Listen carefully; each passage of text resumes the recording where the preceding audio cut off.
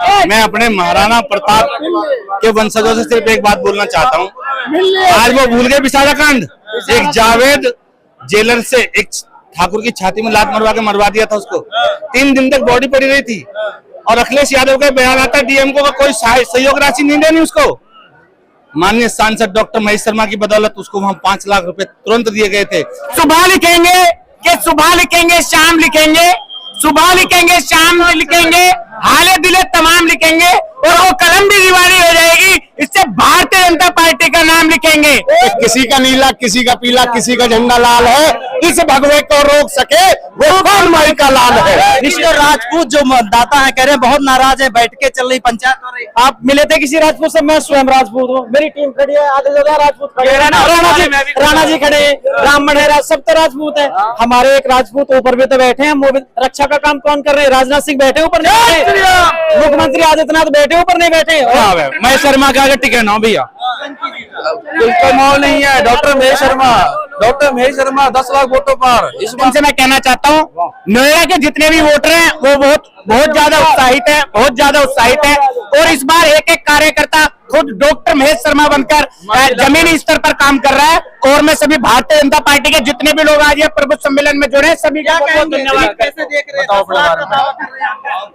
Doctor Mahesh Sharma का? किसी के पास कुछ है नहीं, कोई रीजन नहीं, कोई विजन नहीं।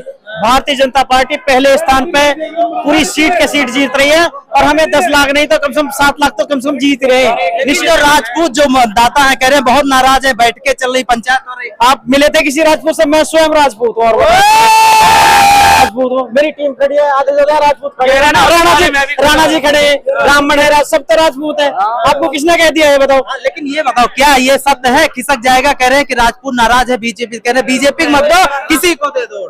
हमारे एक राजपूत ऊपर भी तो बैठे हैं।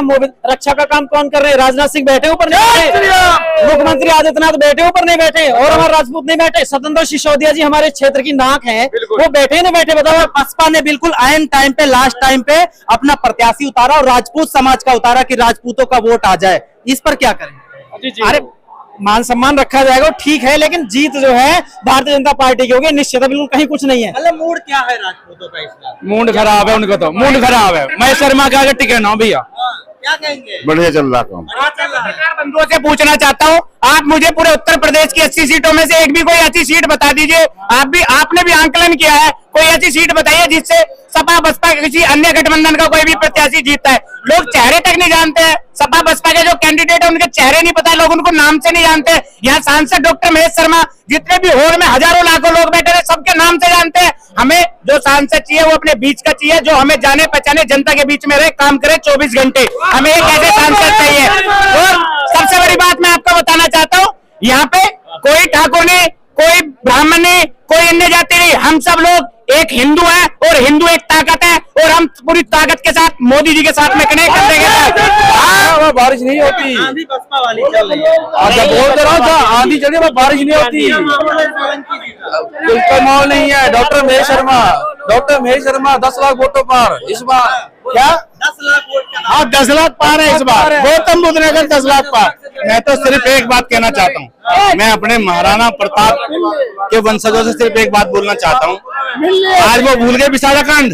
एक जावेद जेलर से एक ठाकुर की छाती में लात मरवा दिया था उसको। 3 दिन तक बॉडी पड़ी रही थी और अखिलेश यादव के बयान आता डीएमओ का कोई सहयोग राशि नहीं देनी उसको। माननीय सांसद डॉक्टर महेश शर्मा की बदौलत उसको वहां 5 लाख रुपए तुरंत दिए गए थे। 3 दिन बाद उस बॉडी का अंतिम संस्कार हुआ था, वो भी एक क्षत्रिय था, वो भी हमारा ठाकुर भाई था। समय को नहीं भूलना चाहिए।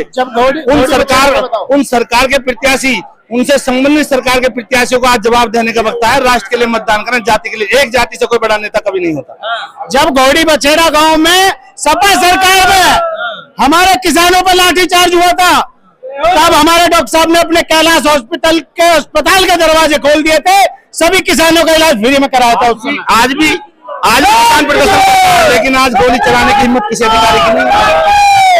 मैं एक बात और कहूंगा कि किसी का नीला, किसी का पीला, किसी का झंडा लाल है। इस भगवे को रोक सके वो कौन माई का लाल है। महेश शर्मा 10 लाख वोटों से जीतेंगे, ये हमारा पूर्ण विश्वास है। कि सुबह लिखेंगे, कि सुबह लिखेंगे, शाम लिखेंगे, सुबह लिखेंगे, शाम लिखेंगे, हाले दिले तमाम लिखेंगे जनता पार्टी का नाम लिखेंगे। नोएडा में कैसे लिख रहे हो? नोएडा में अभी आपने सुना माननीय उत्तर प्रदेश के उप मुख्यमंत्री आदरणीय ब्रजेश पाठक जी को आपने सुना, करीब 10 लाख वोटों से ज्यादा हम जीतने वाले हैं चुनाव। और मैं इसी के साथ एक नारा और लेना चाहता हूँ कि पिछली बार भी जीते थे, अब की बार भी जीतेंगे और भारी मतों से जीतेंगे। अब की बार डॉक्टर साहब हम लोग यहाँ माननीय महेश शर्मा जो हमारे सांसद हैं उनके नामांकन के लिए आज सब यहाँ एकत्रित हुए हैं। एक तरफा जीत होगी, कोई 7 लाख 8 लाख तो बहुत छोटा नंबर है। 100% की वोटिंग यहाँ पे माननीय महेश शर्मा जी को मिलेगी और कमल तो खिल के ही रहेगा। हम तो यही कहेंगे कि हमें जनता पार्टी ही पसंद है। मैं 84 से जुड़ी हुई हूँ। तो जनता पार्टी क्या है भारतीय जनता पार्टी। तो ये बताओ, कमा कुछ हो रहा है मोदी जी के राज में? ऐसे क्या नहीं हो रहा। हम गरीबों के लिए उन्होंने क्या कुछ नहीं किया। कभी जीवन में देखा था किसी ने गरीबों के लिए अनाज बंटता हुआ? कभी देखा था किसी ने सिलेंडर? कभी देखा था बच्चों के लिए पैसा? क्या क्या कहेंगी इस बार महिलाएं? पूरे 400 पार कोई कंपटीशन अच्छा, कहाँ से आएगा 400 पार? सब तो 400 ही मांग रहे हैं। कितनी सीटें? 400 पार का मतलब ये है कि ये एनडीए की बात हो रही है, एक अकेले भारतीय जनता पार्टी की बात नहीं हो रही है। जितना काम 10 सालों में मोदी सरकार ने किया है, पिछले 60 सालों में उसका आधा चौथाई भी हुआ होता तो जनता उन्हें याद करती। आप नारियों की बात, जहाँ पर 50% पॉपुलेशन जो 50% महिलाएं हैं, वो तो 100% बीजेपी को ही देंगी ना। 400 पार क्यों नहीं होगा?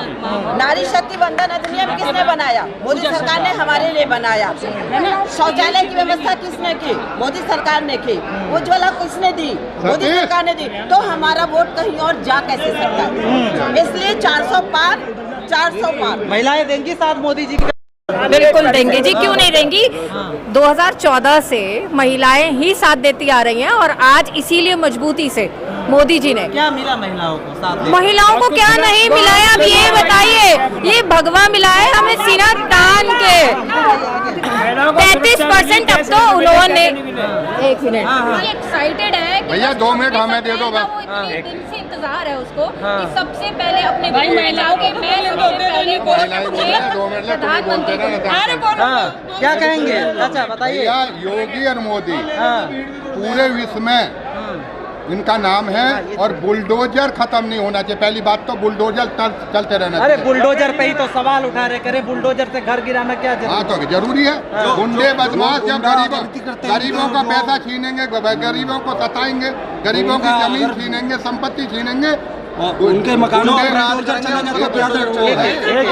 अवैध अतिक्रमण को तोड़ना कोई गलत बात नहीं है और टूटना चाहिए। बुलडोजर चलना ही चाहिए। यूपी में महिलाओं को क्या मिला है बाबा जी?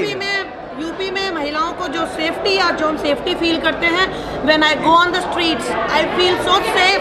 Eight 12 o'clock I go out for walk, for running, और मैं बहुत ज़्यादा सेफ फील करती हूँ। आज की तारीख में मुझे लगता है जो योगी जी ने कर दिया वो हो ही नहीं सकता। वो सेफ्टी जो हम महिलाओं को मिली है वो सबसे ऊपर है। पहले ये समाजवादी पार्टी के गुंडे कहीं भी छेड़ के चले जाते थे, कहीं भी लेडीज के साथ में गलत कर देते थे। हम तो सबसे बड़ी चीज ये है कि बहन बेटियां खुल के घूम रही हैं, निकल रही हैं, बहुत अच्छा है, राम राज्य हो चुका है। ऐसा है, गुंडे बदमाश दिन में थानों में से मुल्लिम छुड़ा ले जाते थे पहले, और जब से योगी मोदी की सरकार आई है किसी गुंडे की हिम्मत नहीं है किसी रास्ते चलते भी किसी गरीब आदमी को ये सता सके। एक तो जमानत शब्द इन गुंडों के लिए जमानत ही नहीं होनी चाहिए। ये तो एक बार जेल चले जाएं, सजा भुगत के ही आए। और मोदी योगी जी ने सही कर दिया, या तो गुंडे जेल में या रेल में या ऊपर।